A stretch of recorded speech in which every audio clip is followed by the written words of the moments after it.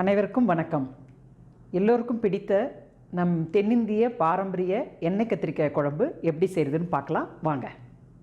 எண்ணெய் கத்திரிக்காய் செய்கிறதுக்கு இது மாதிரி பிஞ்சு கத்திரிக்காய் இருந்தால் ரொம்ப நல்லாயிருக்கும். இதில் நான் ஒரு 200 கிராம் எடுத்துக்கிறேன். ஒரு பெரிய நெல்லிக்காய் அளவுக்கு புளி எடுத்து வெந்நீரில் ஊற வச்சுருக்கேன். கத்திரிக்காயை நம்ம வதக்கிறதுக்கு முன்னாடி காம்பு எடுத்துகிட்டு இது மாதிரி ஒரு ப்ளஸ் குறி மாதிரி போட்டு கட் பண்ணிக்கணும். இதை எதுக்கு கட் பண்ணுறோன்னா, நம்ம முழுசாக வதக்கும் போது நல்லா வேகிறதுக்கும் மசாலாவில் நம்ம ஆட் பண்ணும்போது அந்த மசாலா முழுக்க உள்ள கத்திரிக்காய்க்குள்ளே போகிறதுக்காகவும் நம்ம இது மாதிரி கட் பண்ணிக்கிறோம். முழுக்க கட் பண்ணிடாதீங்க, பாதி அளவுக்கு கட் பண்ணுங்கள். உள்ளே பூச்சி ஏதாவது இருக்கான்னு ஒரு தடவை செக் பண்ணிவிட்டு எடுத்துக்கோங்க.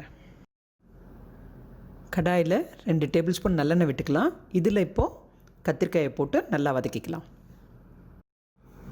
கத்திரிக்காயை மிதமான தீயில் வச்சு நம்ம பொறுமையாக வதக்கலாம். கத்திரிக்காயோட கலர் மாறுற வரைக்கும் நம்ம வதக்கணும். நம்ம வதக்கிறதுலேயே ஒரு 3/4 பாகம் வெந்துடும். மீதி இருக்க இந்த 1/4 பாகம் பார்த்திங்கன்னா உங்களுக்கு மசாலாவில் நம்ம சேர்க்கும் போது மசாலாவோடு சேர்ந்து அது வேகும். நல்லெண்ணெயில் கத்திரிக்காய் பண்ணால் எப்போவுமே ஒரு தனி சுவை தான். இப்போவே கலர் சேஞ்ச் ஆகிடுச்சு. இன்னும் கொஞ்சம் நேரத்தில் நம்ம கத்திரிக்காயை வதக்கி எடுத்துடலாம். கத்திரிக்காயோட கலர் நல்லா மாறிடுச்சு. இப்போ நம்ம எடுத்துடலாம். கரெக்டாக இருக்கும். இதே எண்ணெயில் நம்ம மசாலா செய்கிறதுக்கான பொருட்களையும் வதக்கி எடுத்துக்கலாம். மசாலா பண்ணுறதுக்கு பெரிய வெங்காயம் 1, சின்ன வெங்காயம் ஒரு 15, 2 தக்காளி, 4 பல் பூண்டு, ஒரு துண்டு இஞ்சி, 1/2 டீஸ்பூன் மஞ்சத்தூள், 1 டீஸ்பூன் தனி மிளகாத்தூள், 2 டீஸ்பூன் தனியாத்தூள், 2 டேபிள் ஸ்பூன் தேங்காய் துருவல், 1 டீஸ்பூன் கல் உப்பு, ஜீரகம் 1/2 டீஸ்பூன், சோம்பு 1/2 டீஸ்பூன், மிளகு 1/2 டீஸ்பூன். இது எல்லாத்தையுமே நம்ம நல்லா வதக்கிட்டு மசாலா ரெடி பண்ண போகிறோம். மசாலா ரெடி பண்ண கத்திரிக்காய் வதக்கின எண்ணெயிலே நம்ம முதல்ல வெங்காயத்தை வதக்கிக்கலாம். மசாலாவுக்கு தேவையான உப்பை நம்ம வெங்காயத்தோடு சேர்த்துடலாம். வெங்காயமும் சீக்கிரமாக வதங்கும். வெங்காயம் ஓரளவுக்கு வதங்கிடுச்சு. இப்போ நம்ம எடுத்து வச்சுருந்த பூண்டு, இஞ்சி 2த்தையுமே சேர்த்துடலாம். நம்ம எடுத்து வச்சுருக்க மிளகு, சீரகம், சோம்பு இது 3த்தையும் இப்போது சேர்த்துடலாம். வெங்காயம் நல்லா வதங்கிடுச்சு. இப்போ நம்ம தக்காளியை சேர்த்துடலாம். தக்காளியும் நல்லா வெந்து சுருங்கி வர அளவுக்கு வதக்கணும். தக்காளி நல்லா வதங்கிடுச்சு. இப்போ நம்ம மஞ்சத்தூள், மிளகாத்தூள், தனியாத்தூள் எல்லாத்தையும் சேர்த்து நல்லா வதக்கிக்கலாம். இந்த மாதிரி அரைச்சி விடுற மசாலா செய்யும்போது தக்காளியும் வெங்காயமும் நல்லா வதங்கினதுக்கு அப்புறமா நம்ம இந்த மிளகாப்பொடி, மஞ்சப்பொடி சேர்த்து அதோட பச்சை வாசனை போகிற அளவுக்கு நல்லா வதக்கிட்டு ஆற வச்சுட்டு நம்ம அப்புறமா அரைச்சோன்னா அந்த மசாலாவோட வாசனையும் சரி, டேஸ்ட்டும் சரி ரொம்ப நல்லா வரும். தேங்காயை மற்ற பொருட்களோடு வதக்காமல் தனியாக இது மாதிரி எண்ணெய் விட்டு நல்லா பொன்னிறமாக வறுத்து சேர்த்து அரைச்சோன்னு வச்சுக்கோங்களேன், வாசனையும் சரி, டேஸ்ட்டும் சரி ரொம்ப அட்டகாசமாக இருக்கும். தேங்காய் நல்லா வறுபட்டுடுச்சு. இப்படி தான் இருக்கணும். நீங்கள் எப்போவும் செய்கிற எண்ணெய் கத்திரிக்காய் குழம்புக்கும் இது மாதிரி தேங்காயை வறுத்து சேர்த்து செய்யும்போது இருக்கிற அந்த சுவையில் இருக்க வித்தியாசம் உங்களுக்கு செஞ்சு பார்க்கும்போது நல்லா தெரியும். நம்ம வதக்கி வச்சுருந்த தக்காளி, வெங்காயம் நல்லா ஆறிடுச்சு. அதோட இந்த தேங்காய் துருளையும் சேர்த்து நல்லா நைஸாக நம்ம அரைச்சி எடுத்துக்கலாம். எண்ணெய் கத்திரிக்காய் குழம்பு செய்ய வாணலி வச்சுருக்கேன். 2 டேபிள் ஸ்பூன் நல்லெண்ணெய் விட்டுக்கலாம். எண்ணெய் கொஞ்சம் தாராளமாக விட்டால் தான் இந்த குழம்பு நல்லா இருக்கும். எண்ணெய் சூடாயிடுச்சு.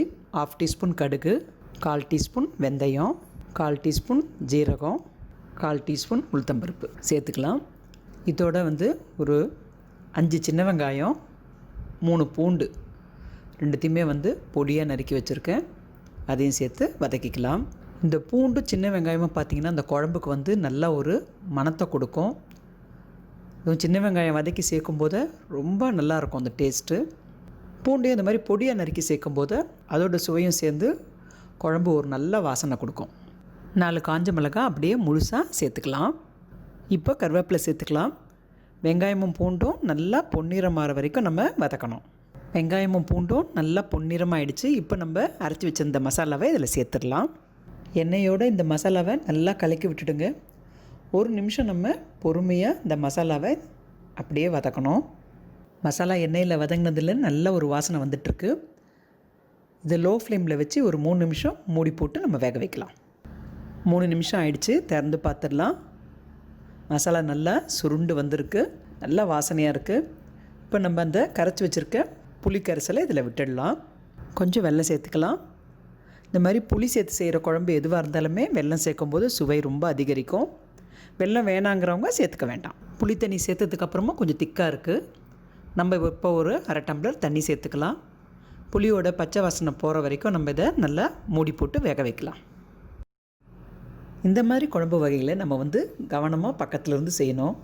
கத்திரிக்காயை வதக்கும் போதும் சரி, மற்ற மசாலா பொருட்களை வதக்கும் போதும், புளி தண்ணியை கொதிக்க விடும்போதும் சரி, இதெல்லாம் கரெக்டாக பண்ணால் தான் குழம்பு நல்ல வாசனையாக டேஸ்ட்டாக இருக்கும். இதில் ஏதாவது ஒன்று சரியாக பண்ணலைன்னா கூட அது குழம்போட டேஸ்ட்டை குறைச்சிடும். கொஞ்சம் பொறுமையாக செய்யணும். திறந்து பார்த்துடலாம். எண்ணெய் பிரிஞ்சு மேலே வந்துடுச்சு. குழம்பு நல்லா குக் ஆகிடுச்சு. இந்த பச்சை புளி வாசனை எல்லாம் போயிடுச்சு. நல்ல வாசமாக இருக்குது. கத்திரிக்காய் இப்போ நம்ம இதில் சேர்த்தோன்னா சரியாக இருக்கும். கத்திரிக்காய் ஏற்கனவே 3/4 பாகம் வெந்திருக்கு. மசாலாவோடு சேர்ந்து இப்போது வேகணும். இதுக்கு ஒரு 2 நிமிஷம் இல்லை 3 நிமிஷம் போகிறோம். இந்த குழம்பு மசாலா திக்காக இருக்கிறனால நான் கொஞ்சம் ஒரு 1/4 டம்ளர் தண்ணி விட்டுக்கிறேன். உங்களுக்கு குழம்பு இதை விட தண்ணியாக வேணும்னா நீங்கள் இன்னும் கொஞ்சம் கூட தண்ணி சேர்த்துக்கலாம். இந்த ஸ்டேஜில் நீங்கள் குழம்பு டேஸ்ட் பண்ணி பார்த்துட்டு உப்பு வேணுன்னா ஆட் பண்ணிக்கோங்க. லோ ஃப்ளேம்லேயே ஒரு 3 நிமிஷம் மூடி போட்டு வேக வைப்போம். அப்போ தான் மசாலா கத்திரிக்காய்க்குள்ளே நல்லா இறங்கி சுவை ரொம்ப நல்லாயிருக்கும். 3 நிமிஷம் ஆகிடுச்சு. திறந்து பார்த்துடலாம். சூப்பராக எண்ணெய் கத்திரிக்காய் ரெடி ஆகிடுச்சு. எண்ணெயெல்லாம் பிரிஞ்சு மேலே வந்துடுச்சு. பார்க்கவே ரொம்ப அட்டகாசமாக இருக்குது. குழம்பு திக்னஸ் பாருங்கள், கரெக்டாக இருக்குது. உங்களுக்கு இதை விட இன்னும் கொஞ்சம் தண்ணியாக வேணும்னா நீங்கள் தண்ணி ஆட் பண்ணிக்கலாம்.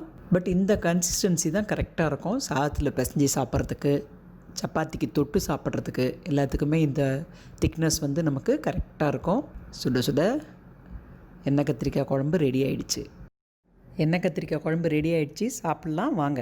சூடான சாதம், நெய், இந்த எண்ணெய் கத்திரிக்காய் குழம்பு சூப்பர் டேஸ்ட்டுங்க. இந்த எண்ணெய் கத்திரிக்காய் குழம்பு பார்த்திங்கன்னா சாதத்தில் போட்டு சாப்பிட்றதுக்கு ரொம்ப டேஸ்ட்டாக இருக்கும். அது மட்டும் இல்லாமல் பிரியாணிக்கு, சப்பாத்தி, தோசை இதெல்லாம் தொட்டு சாப்பிட்றதுக்கும் ரொம்ப சுவையாக இருக்கும். ட்ரை பண்ணி பார்த்துட்டு நீங்கள் சொல்லுங்கள். இந்த வீடியோ உங்களுக்கு பிடிச்சிருந்தது அப்படின்னா நம்ம குமுதம் யூடியூப் சேனலை லைக் பண்ணுங்கள், ஷேர் பண்ணுங்கள், சப்ஸ்கிரைப் பண்ணுங்கள். மறந்துடாமல் கீழே இருக்கிற பெல் பட்டனை கிளிக் பண்ணுங்கள்.